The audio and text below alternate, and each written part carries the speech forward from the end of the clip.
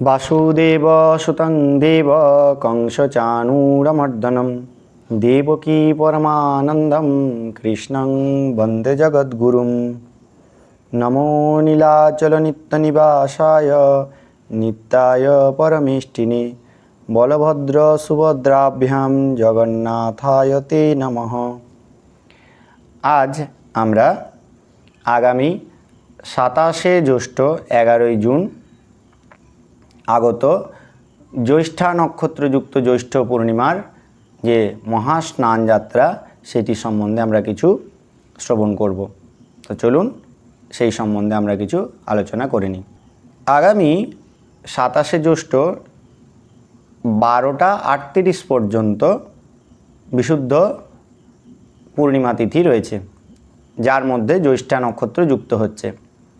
এর ফলস্বরূপ বর্ণনা করা হয়েছে শাস্ত্রে যে এই দিন যারা গঙ্গা স্নান পূর্বক ভগবান পুরুষোত্তমকে দর্শন করবেন, অর্থাৎ জগন্নাথ দেবকে দর্শন করবেন, অভাবে যারা জগন্নাথ দেবের শ্রীক্ষেত্রে দর্শন করতে পারবেন না, তারা শালগ্রাম অথবা প্রতিষ্ঠিত শ্রীবিগ্রহ, যেখানেই প্রতিষ্ঠিত বিগ্রহ রয়েছে সেখানে ভগবানকে দর্শন করবেন। তো তাতে কি ফল লাভ হবে না, 21 পুরুষ, মাতৃকুল 7 পুরুষ, পিতৃকুল 7 পুরুষ, 7 7 14, এবং আগামী ভবিষ্যতের 7 পুরুষ আপনাকে বা আমাদের নিজেদেরকে গ্রহণ করে আগামী 6 জন। তো এইরকমভাবে 21 পুরুষ, 3 7 21 পুরুষ বৈকুণ্ঠ ধাম প্রাপ্ত হবে, স্বর্গবাসী হবে। তো এই দেবস্নান পূর্ণিমা সম্বন্ধে জানতে গেলে প্রথমে কিন্তু আমাদের সময় সম্বন্ধে একটু সচেতন হতে হবে। আমরা প্রত্যেকেই যদিও জানি বিষয়টা, কিন্তু তবুও একটি লৌকিক উদাহরণ দিয়ে আমরা বুঝিনি। বাংলাদেশে যখন 9:30 বাজছে, তখন বর্তমানে কিন্তু ভারতে বাজছে, ভারতের স্ট্যান্ডার্ড টাইম অনুসারে বাজছে 9টা। পাকিস্তানে বাজবে তখন কিন্তু 8:30। অর্থাৎ পৃথিবীর নির্দিষ্ট অক্ষাংশ অনুসারে এই সময়ের কিন্তু একই সময়ে বিভিন্ন জায়গায় সময়ের কিন্তু যে দর্শনটা সেটি কিন্তু আলাদা আলাদা হচ্ছে। আবার ভারতে যখন রাত্রিকাল, তখন কিন্তু পৃথিবীর অন্য প্রান্তে কিন্তু সূর্যোদয়কাল বা দিবসকাল চলছে। ঠিক সেই রকমভাবে কিন্তু আমাদের শাস্ত্রীয় পরম্পরা অনুসারে মনুষ্যগণের 1 বৎসর দেবতাদের 1 দিন তুল্য। অর্থাৎ একদিনে আমরা যাবতীয় যা কর্ম করি, দেবতাদের ক্ষেত্রে সেটি 1 বৎসর কালের মধ্যেই কিন্তু তারা সেটা করে থাকেন। যেমন কার্তিক শুক্ল একাদশীতে ভগবান উত্থাপন করেন, আষাঢ় শুক্ল একাদশীতে ভগবান শয়ন করেন। এই রকমভাবে পার্শ্ব পরিবর্তন আদি সমস্ত লীলাই কিন্তু রয়েছে, যা বছরে একবারের মাধ্যমেই কিন্তু আমরা এটা ধরে নিই যে ভগবান এটি নিত্যদিন করছেন। ঠিক সেই রকমভাবে ভগবানের স্নান লীলা যেই দিন হয় সেই দিনটা হচ্ছে জ্যৈষ্ঠ মাসের জ্যৈষ্ঠা নক্ষত্রযুক্ত পূর্ণিমা।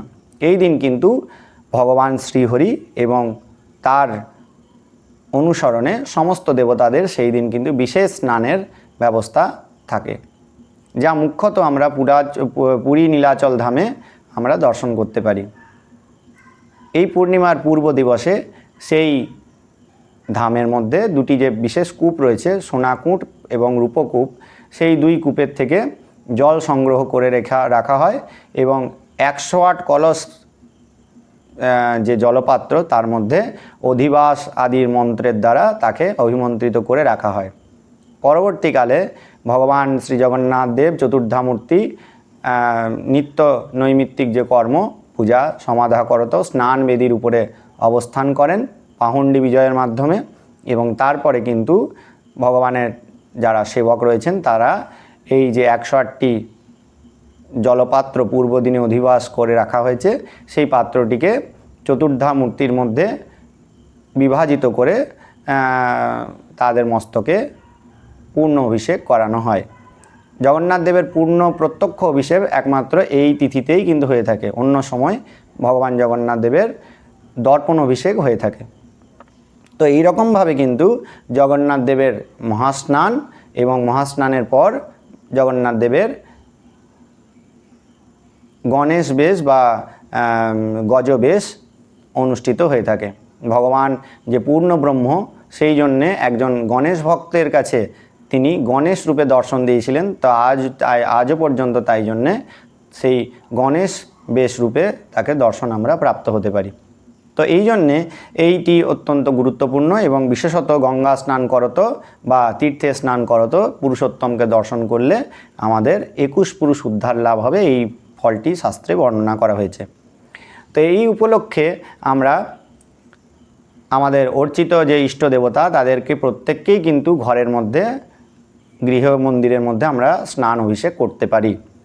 108 কলস স্বর্ণপাত্র অথবা রৌপ্যপাত্র অথবা তাম্রপাত্র অথবা নিজ ব্যবস্থা অনুসারে পিতল, কাঁসা অথবা মৃৎ পাত্রের মধ্যে আমরা ভগবানকে স্নান করাতে পারি। তার মধ্যে ভগবানের স্নানের যে সমস্ত বিশেষ দ্রব্য, অর্থাৎ বিষ্ণু স্নান হলে সেটাতে আমরা কৃষ্ণ তিল, চন্দন, অগরু মিশাতে পারি।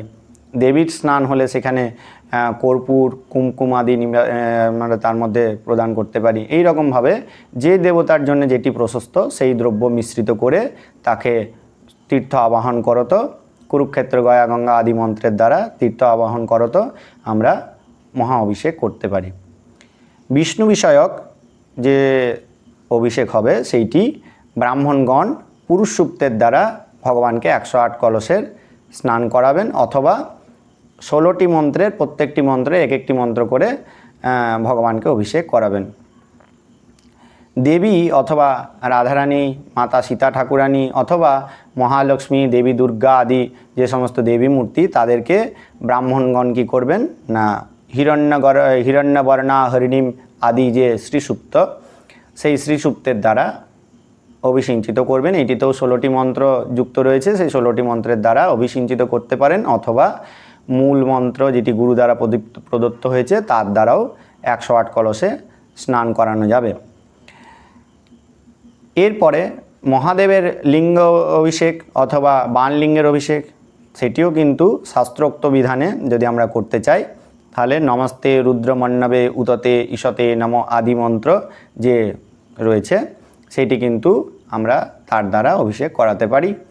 এরপরে আসছি যারা অনুপনীত অর্থাৎ যাদের উপনয়ন সংস্কার হয় নাই তারা কি করবেন, তারা গুরু প্রদত্ত যে ইষ্ট দেবতার মন্ত্র রয়েছে সেই মন্ত্রেই কিন্তু ইষ্ট দেবতাকে 108 কলসে স্নান করাবেন। অথবা আরেকটি যে মন্ত্র রয়েছে সেটি আয়ত্রী, ভারতী, গঙ্গা, যমুনা চ সরস্বতী আদি যে মন্ত্রটি রয়েছে সেই মন্ত্রের দ্বারাতেও কিন্তু অভিষিঞ্চিত করা যাবে। আগামী 27 জ্যৈষ্ঠ 11ই জুন দিবা 12টা 38 পর্যন্ত দেবস্নান পূর্ণিমা রয়েছে। সেই স্নান পূর্ণিমাতে আমাদের যাদের নবগ্রহের কোনো বিশেষ গ্রহবৈগুণ্য দশায় আপনারা প্রভাবিত, তো তাদের জন্যে রয়েছে একটি বিশেষ ক্রিয়ার কথা। এই দিন যদি আমরা বিশেষ করে গ্রহৌষধি যদি আমরা দশকর্মা দোকানে যাই, সেখানে ভালো দশকর্মা দোকানে গেলে এই গ্রহৌষধি আমরা একটা প্যাকেটের মধ্যে পেয়ে যাব।